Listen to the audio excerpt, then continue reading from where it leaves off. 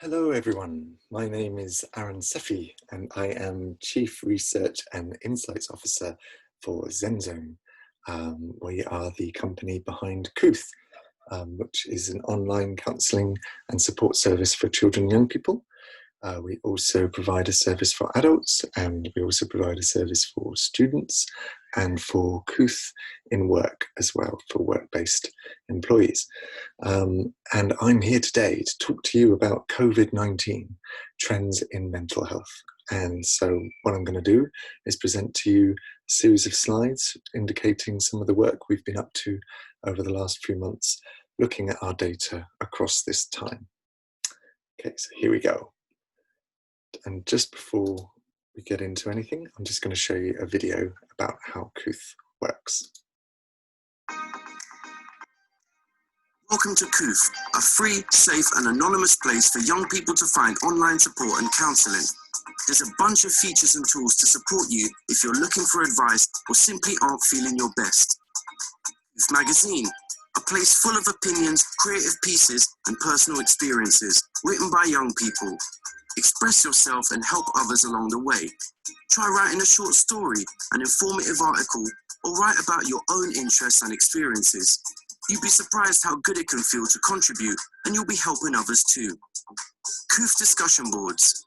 Here you can start or join a conversation on all sorts of things, from anxiety and relationship advice to tips for relaxing after a stressful day. Kooth goals. This useful tool can help you set smart personal goals and track the progress you make towards achieving them. Kooth Journal.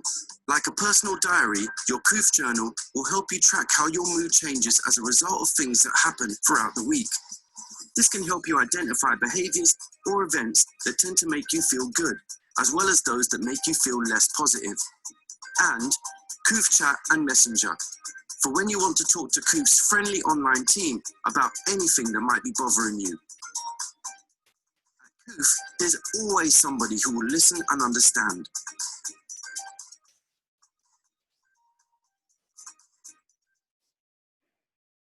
Okay, so hopefully it gives you a bit of a picture of how Kooth operates as a service. I just want to tell you a little bit more about what we do and where we are. So where is Kooth? We are in 77% of England commissioning group areas. And as you can see there, that's pretty much all that, it's all that greeny blue across England and Wales and most of London as well. And we've been around since 2004, so a long time by digital standards, delivering services since we started in the northwest of England and spread from there. And we're constantly innovating and developing the service based on young people's feedback, working, co-producing the service with commissioners and with other key stakeholders, a very integrated model where we promote and work very closely with partners on the ground to make sure that Kooth is very much part of the fabric of a young person's experience. And as we're developing it for Qwell as well, for our adult users, likewise along the same model. And Kooth is mainly for children, it is for children, young people and young adults up to 25-year-olds in many areas. And as I say, Qwell is our adult service. Both of these make up the data source for what I'm about to show you. So here's a bit more on the source data. We're looking at issues presented on Kooth and Qwell, both in counselling and in peer support and content. And we're comparing issues in equivalent time periods for 2019 to 2020. And we're also going to look at week-on-week trends over the lockdown and beyond, and looking at proportional increases. And just to give you a flavour, we're looking at over 200,000 users annually across Kooth and Qwell. And so we've got a big data source to draw upon, and it's over the time period, it's the equivalent of 50,000, just over 50,000 from this year and just over 33,000 from last year that were using the service in these time periods. And we're looking at the proportional increases of the issues that they've brought within the overall proportion of their issues. Okay, so we're going to start with looking a bit at Kooth. And this is one of the infographics that we produced, and I will give you a link at the end of this presentation to show you where you can go and have a look at all of our infographics that we've been producing over the period. And yes, so we're going to look at the 11 to 18-year-olds first. As I say, this was around, it was actually 42,000 unique users this year and 33,000 unique users last year that we're comparing here, just to clarify. So so this is for 11 to 18-year-olds. We can see marked increases in many concerning issues, particularly if you look at the top left in terms of sexual abuse. Seen a marked increase of up to 46% since the lockdown began, and relatable issues around sadness and self-harm are up, and isolation and loneliness particularly has come up as a big issue that's increased, as well as suicidal thoughts. And as you'd expect, school, college and worry issues have been up considerably, whilst everything was in disarray around leaving school and not sure what would be happening for a lot of people. And as you'd expect, also health anxiety has been up as a major issue this year. And also sleep has been a major concern for children, young people, and adults that we'll see in a moment as well. And in the middle, we've got family relationships, visible strains on families during this period. And this is one of our largest issues anyway, but it's been up considerably this year. So moving on to our adult users at 18 plus, and again, reflected really very similar increases. We've got a small increase around anxiety, and a larger one around sadness, and some around work concerns. Again, sleep is an ongoing issue, both for adults and children and people, with also relationship partners issues coming up and increasing, as well as loneliness, and trauma has come up as a big one this year, as you'd expect, around all the traumatic events around COVID, and emotional abuse in the home, I guess, reflected also in some of the other safe and healthy home-related issues. These have been constantly on the increase for us that we've been seeing on our service. Okay, and I just wanted to show you a bit on the BAME use as well. So we have a high proportion of BAME users of our services. It's around 18% on Kooth and 9% on Qwell.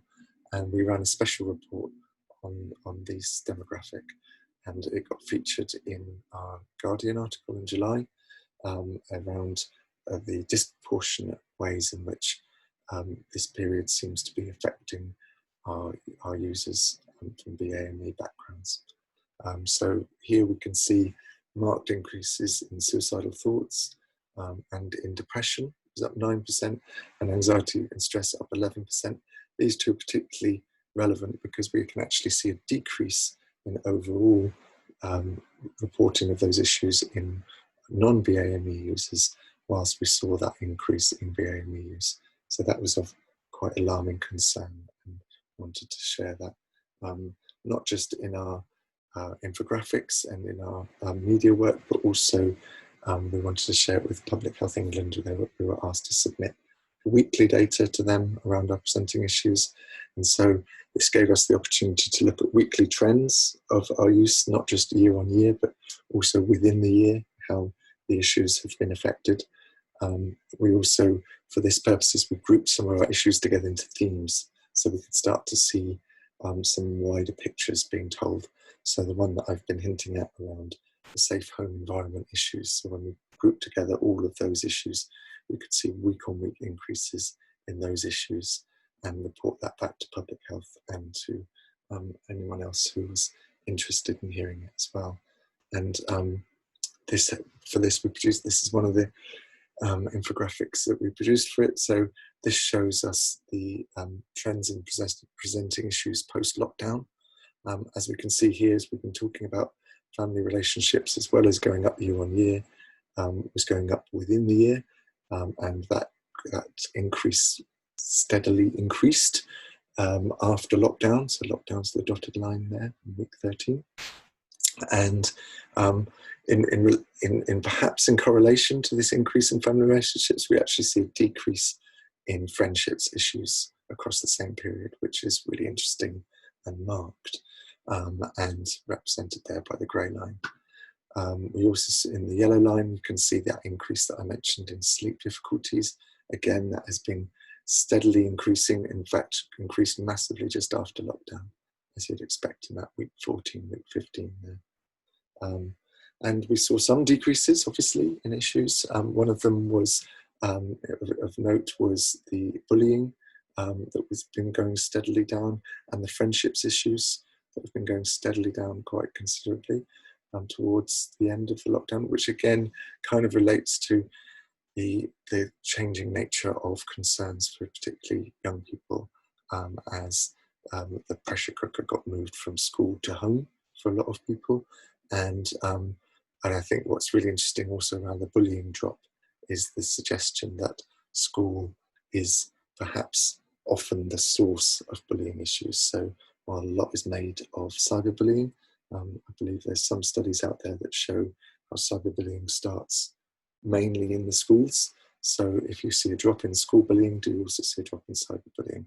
This data suggests that perhaps it does, and we'd like to look further into that. Okay, so in terms of further next steps, there's a lot more we want to do with this data.